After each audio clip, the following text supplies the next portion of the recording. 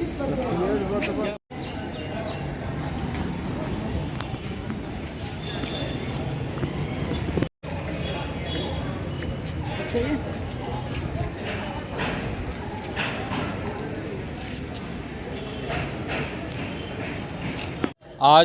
ADJ 11 Hambir Singh Baghel ji के court के द्वारा श्री कामेश्वर पांडे, जो भागलपुर के वरीय अधिवक्ता ही नहीं थे बल्कि पूरे बिहार के एक विख्यात अपराधी अधिवक्ता थे और वो इतना ही नहीं, बार काउंसिल के उपाध्यक्ष भी थे, उनके और उनकी दाई रेणु झा के डबल दोहरे मर्डर केस में, जो कि 6 मार्च 2020 को हुई थी उनके नवाबाग स्थित अपने मकान में। और लोगों को जानकारी जो सबसे पहले प्राप्त हुई थी, उनके जो ड्राइवर है पंकज कुमार, वो जब उनके घर पर उनको कोर्ट लाने के लिए गया था तो उसी समय उसको जानकारी मिली और उसने देखा कि उनके जो मालिक हैं श्री कामेश्वर पांडे जी, उनका छत विछत लाश वहाँ उनके बेड पर पड़ा हुआ था। और फिर जो है उसने खबर किया उनके रिलेटिव को, सारे रिलेटिव लोग उनके आए, वो रिलेटिव लोग आए, सब ने देखा। फिर जो हुआ कि दाई कहाँ है, पुलिस आई और पुलिस सब ने खोजबीन जारी किया तो रेणु झा जो उनकी दाई थी, उसका लाश जो है वहीं उनके जो नीचे पोर्टिको है, उस पोर्टिको में एक ड्राम था, ड्राम में उसका पूरा लाश बांध बोध के मोड़ मार के डाला हुआ था। तो पुलिस ने वहाँ से उसको प्राप्त किया, तब छानबीन शुरू हुआ। इस मामले में सबसे पहले जो है 7 तारीख को, 6 तारीख को घटना की जानकारी हुई थी और 7 तारीख को सबसे पहले इस मामले में एक अज्ञात अपराधी जो थे रवीश कुमार सिंह, उनकी गिरफ्तारी हुई। उन्होंने जानकारी दिया, उनके कन्फेशन के आधार पर जो गोपाल भारती हैं, जो उनके रिश्तेदार अरविंद कुमार जो किशनगंज के रहने वाले थे, वहाँ पर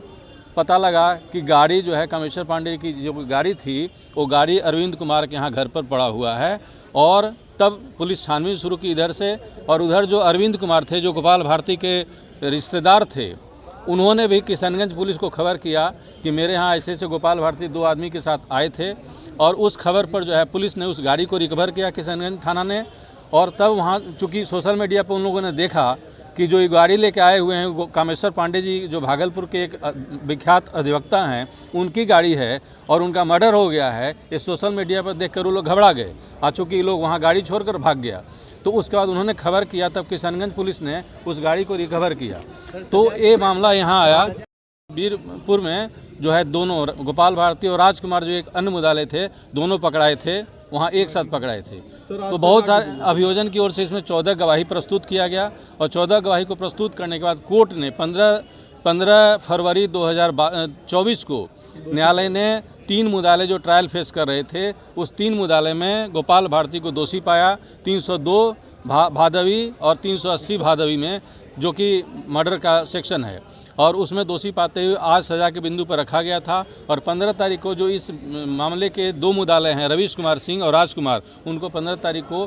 कोर्ट ने संदेह का लाभ देते हुए उन दोनों को बरी कर दिया। और आज जो है सज़ा के बिंदु पर सुनवाई हुई न्यायालय में, और सज़ा की बिंदुवाई पर दोनों पक्षों का सुनवाई करते हुए 302 में आजीवन कारावास की सज़ा सुनाई गई और 10,000 रुपया जुर्माना दिया गया, और 380 में 5 वर्ष की सज़ा सुनाई गई और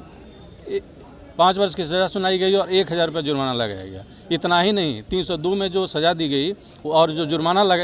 सज़ा दी गई और जो जुर्माना लगाया गया, उसमें कहा गया कि अगर डिफ़ॉल्टर रहेंगे तो उनको 1 वर्ष अतिरिक्त सज़ा उसमें जाएगा, और अगर 380 में डिफ़ॉल्टर रहेंगे तो 3 माह अतिरिक्त सज़ा जाएगी। ये 4 साल क्यों लग गए? कि जो पुलिस ने अनुसंधान किया था, ऐसे तो पुलिस जो अभियोजन को संग है उसका बहुत सहयोग हमें प्राप्त हुआ, और हम अपने लोक अभियोजक महोदय को भी धन्यवाद देते हैं कि उन्होंने इतना इम्पोर्टेंट केस हम पर विश्वास करते हुए हमको दिया कंडक्ट करने के लिए।